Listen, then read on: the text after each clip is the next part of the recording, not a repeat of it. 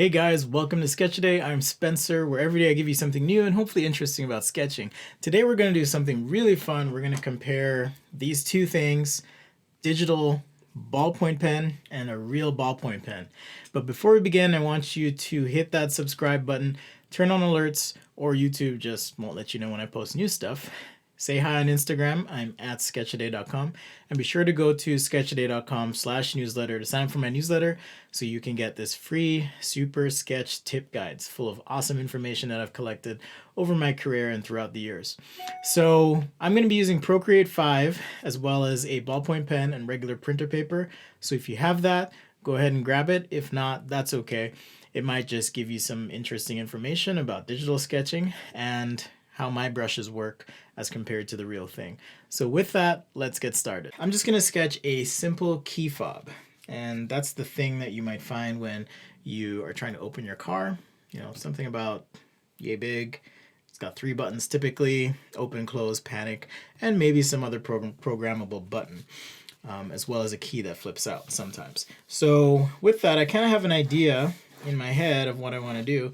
Now, the cool thing about ballpoint pen, the real thing, is I can adjust how heavy and how light I am with my strokes, and that's going to give me a thicker or thinner line, as well as help with the expressiveness as I'm sketching. So that's something I wanted to recreate and replicate when I was making my ballpoint brush for Procreate. So if you like to sketch digitally, for example, I wanted to replicate what's possible using regular pen and paper. So we may have something like a flip out key. Okay, so I'm just breaking this out a little bit, and then we can show, you know, maybe this key element as it flips out, just as necessary. A lot of fobs nowadays don't really have that, so it's just kind of a nice to have if you are valeting your car, for example.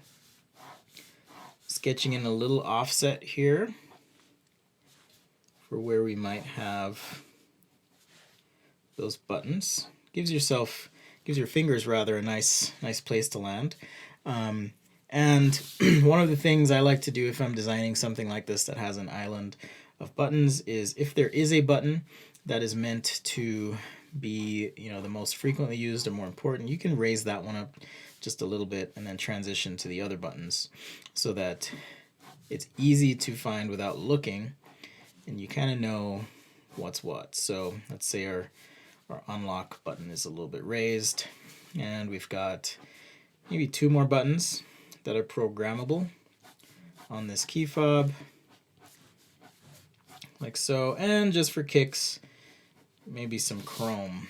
Seems like car people like chrome for some reason. So now I've started to push a little bit heavier on the pen, and by that I mean literally pushing down a little bit harder, which is going to increase the amount of contact that the pen has with the paper, thus allowing more ink to flow to the surface. So one of the cool things about ballpoint as well is it's kind of like a pencil in that I can shade with lines really close together that are low in opacity. And if I'm very, very careful with this, you can get some really nice, subtle, soft gradients as you're shading. So nice and easy here. Just like that. So we now have a nice gradient, and on the corner, since this is chrome, I can have some intense reflections and elements, so to speak. Okay, and we'll carry that through onto the side and shade in another subtle gradient here. It's just a series of lines really close together, like so. You can come back over it again and shade in as necessary.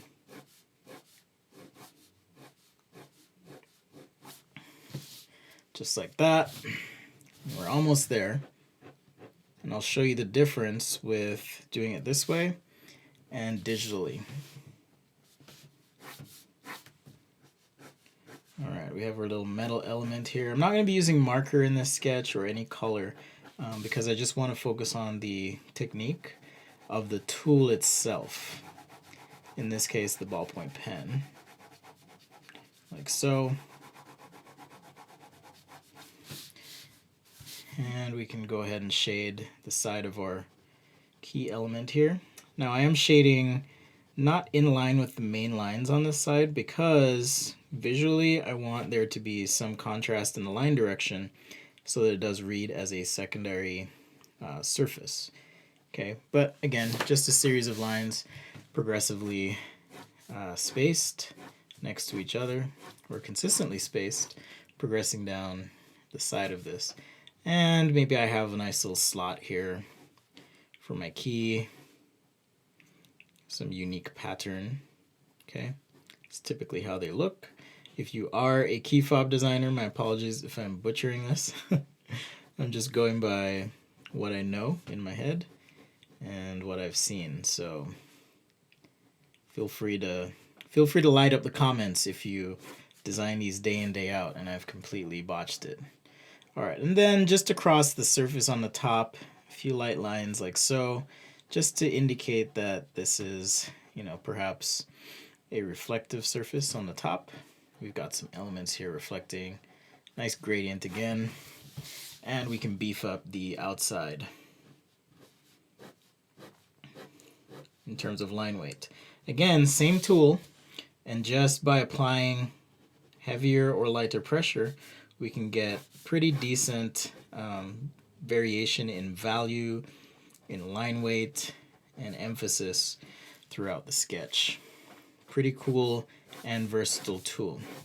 I should have mentioned at the beginning that I am using a Bic Cristal pen, so if you are interested in trying it out, I'll have that link in the description of the video so you can find that material, along with links to the iPad Pro if you're interested in purchasing that.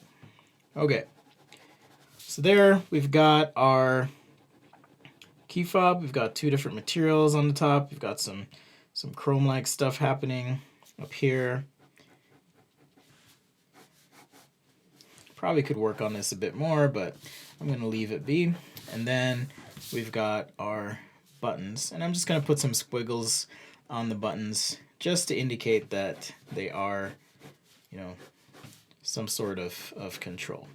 All right, so that's my quick ballpoint pen sketch of the key fob. Now let's move to the iPad Pro, where we're going to take the Apple Pencil. That was smooth, wasn't it? We're going to take the Apple Pencil and do the same thing using my brushes in Procreate 5. And you can get those by using the link in the description of the video. We'll keep this sketch up because I do want to use it as reference. I did have a question in the last video about angling the iPad. Really the only reason I angle it is to spare you guys a bit from the glare. So if there is some glare on the screen, I'm going to try and avoid that. I'm just going to make sure I've picked my ballpoint brush, and we'll pick a black. And here I've got my ballpoint pen. And when you're in Procreate, once you download my brushes, you can actually go in and change things as much as you want. So if I need more taper, okay, I can do that by adjusting the taper control, for example, so that now there's a bit more taper on the brush. And I might, you know, like the feel of that a little bit better. I should say I am using a screen protector on this iPad. It's a matte screen protector, so a lot of the texture and feel that I have with this regular printer paper I'm able to mimic. So I wanted again to make sure that the ballpoint pen that I'm used to using, this guy, feels a lot like the ballpoint pen I'm going to be using on the iPad Pro. So let's start by I like to make the canvas a little bit smaller too so I can kind of see where I'm at. But we'll just start with a couple lines. And again, I wanted to make sure that the feeling would be somewhat replicated here on my iPad. Okay. So when I did create these brushes, that was kind of the idea. I started a little bit too big here, so I'm going to scale this down just slightly so I have room for the key portion. And just like we did before, we'll just start dividing like so. And I am using the sketch to my left as reference. The idea being I want to show you guys just comparatively how these are similar and different in some ways. Okay, but much like the real ballpoint pen, I'm just sketching with very light pressure at this point. Let's divide for buttons here as well. We have one that's higher and then these drop down. So I just want to capture that. And the interesting thing too is if I adjust this pen, or this tool rather, in Procreate to be pure black, it actually doesn't look quite like the ballpoint. So one of the things I like to do after I do the sketch, or if I'm astute enough, just adjust it before, but you can adjust the colors so that rather than having a pure black, you have like a red black, and that red black is going to feel a lot more like a ballpoint pen. Okay. Unlike a regular ballpoint pen, however, I have the ability to adjust the size of the pen as I'm working. To do that with a ballpoint pen, I would have to have been prepared in some instances to just have those extra tools with me. Now, as I zoom in, one thing you'll notice, or at least hopefully you notice, is that there's actually texture to this tool. There's a lot of texture here. Actually, I want to make sure I copy my shading, so let me go back here and see if I can copy that. But there is texture to this tool, and that again is to mimic the look that this pen would have on regular printer paper, because I wanted to mimic that look or appearance. Because iPads are pretty great, tablets are great in general. They allow you to work anywhere you are, which I think is pretty awesome. So I wanted to be able to have all those tools that I love and know and I'm used to at my disposal, so that, you know, even if, like we did in a few videos prior, even if we did take a picture of a ballpoint pen sketch, we could come in with these tools that I've created and add to the sketch without severely impacting the look and feel or quality of that sketch. Okay, so again, just trying to mimic and represent what we did before. So here we had this chrome-like surface, and much like the regular ballpoint pen, I can come over this and apply a new set of lines that are close together and get that effect that I'm after. Okay, so once again, referencing this sketch, trying to replicate as much as I can on the sketch on my iPad here, and hopefully you guys can see the similarities and some differences, frankly, as I'm working. But it is nice to have that flexibility to work wherever I am with those tools that I like to use. Now, if you watched any of my videos in the past, you may have heard me say, you know, draw with your shoulder, and that is true, and I try to do that for the most part. But on small areas like this, if you practice enough, you can actually use your wrist and end up with some pretty decent results. Speaking of digital, one of the advantages and also crutches of working digitally is the ability to undo. But if you've been watching here, I've been trying to not undo as much, and that's a challenge I'm giving myself, because sometimes what I'll find happen is I'll go back to working on paper and I want to zoom and pan and undo and do all those things that are nice to do on a tablet. So I actually feel like I'm training myself to expect things that may not always be guaranteed. However, a lot of how you work is about knowing when and where to use the right tool, and also making sure you have those core skills up to speed, because you may not always have those tools at your disposal as you're designing your products or you're meeting with a client and so forth. All right, so we're getting a bit to the home stretch here. Just gonna finish out some of our lines, but you guys tell me, Do they look somewhat similar at this point? Do they not? At the end, I'll throw up both images so you guys can see. Made some mistakes here, so I'm just going to erase. Sometimes, unfortunately, with these digital packages, as I'm drawing, if my palm is on the screen, they do a decent job of palm rejection, but it's not perfect. So oftentimes if the Apple Pencil is too close to the screen, for example, it will register my touches as brush strokes. So there's that to look out for as you're working. All right, let's get these part lines in here, like so.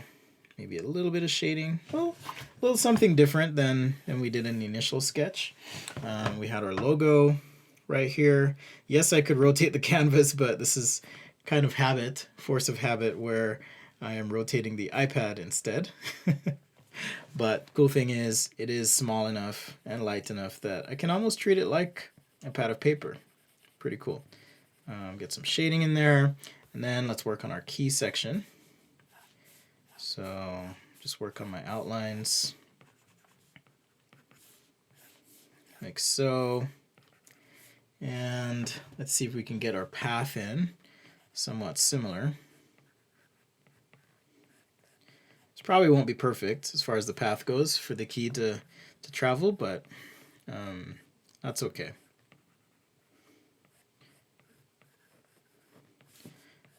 All right, so I'm gonna just add some line weight here for clarity, and then start to shade on the side. Same thing. And oops, I actually shaded the wrong direction, because I want to make this as close a comparison as I can here, so you guys can see. And so let's shade at a similar angle.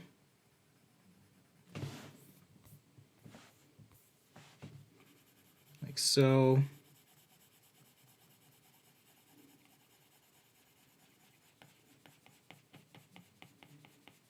So that tapping you hear is me lifting the pen at the end of each stroke. Well, assuming you can hear the tapping. That's me lifting the pen at the end of each stroke. I'm trying to avoid too much of a zigzag and have more definition and deliberate feel in those strokes as I go. So that's why I lift the pen after those strokes.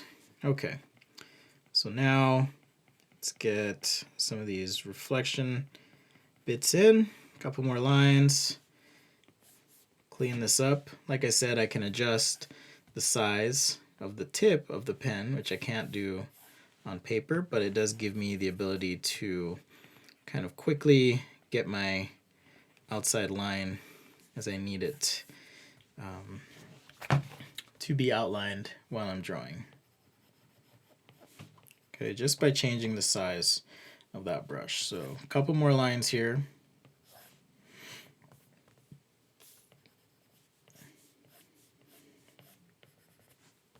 And there we go. So now we have a digital sketch on the right, and we have our paper sketch on the left. So let's compare the two. Ballpoint sketch, something like this. Okay, you can see there's texture to the sketch. I'm able to get that thick and thin detail that I'm after as I'm sketching. And here is the digital sketch, where you can see I have a lot of that texture. I'm able to get that thick to thin, still have my construction lines, all that good stuff, and achieve a similar look and feel as I'm able to have on paper with my ballpoint pen. So definitely a fun activity and exercise. And if you're interested, I recommend just getting the brushes. There is a discount code that's included. Just use the code FIRSTTIMER and that'll give you a discount on your purchase. So if you want to try those brushes out, let me know what you think. So this is the first of a few videos I'll be doing showing comparisons between the brushes. So we have markers, pencils, airbrushes, and so forth that we can play with. And I'm just going to do a few videos to compare and show you guys how those work. Well, thanks for watching. Thanks for making it this far if you have. And be sure to hit that subscribe button, turn on alerts, otherwise you won't know when I post. And come say hi on Instagram. I'm at sketchaday.com. Go to sketchaday.com, sign up for my newsletter, where you'll get a free downloadable super sketch tip guide Well, thanks for joining us, and we'll see you next time right here on Sketch-A-Day.